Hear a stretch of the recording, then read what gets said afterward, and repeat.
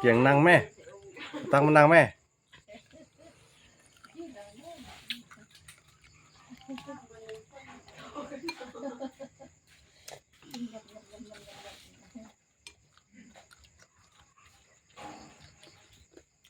น่ารักตากินเพลิน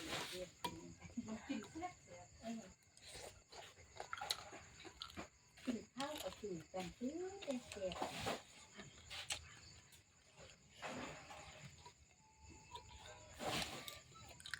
จ้าท่านชื่อโกงมะนาวเลย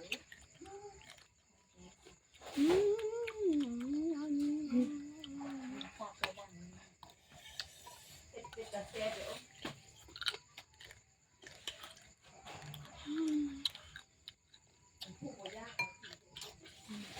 โม่หนึ่งเรา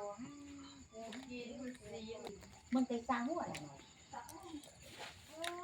เราน้ำบักเล่ๆจะเชื่อตามเชื่อคืออะไรนี่มันโคตรบึ้งลูกบึ้งน้ำมอนทำบอลลุงมาแล้วจะที่มีข้อ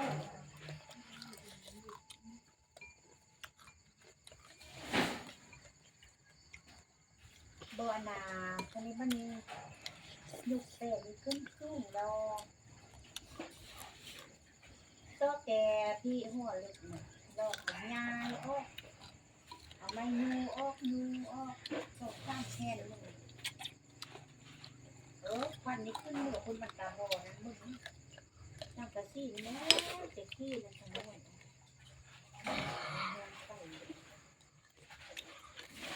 ขึ้นกันมาพุ่นตกแล้วฟ้าลงแล้วเบิ้งเม็ดเลยที่เป็นที่แห้งเข้าเป็นเนี่ยกันเงินที่มันเนี่ยเด็กเข้า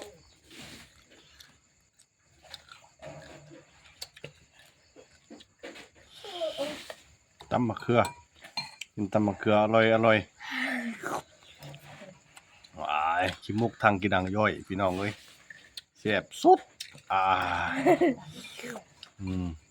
ส่งไอ้น้องกินตำมะเขือตอนน้ำแรงเตะบานมาแล้วเรามากินมะเขือนี่ผู้น้องนี่นะควบ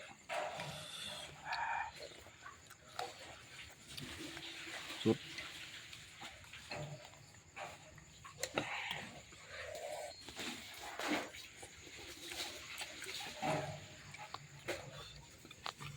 เกียงตับ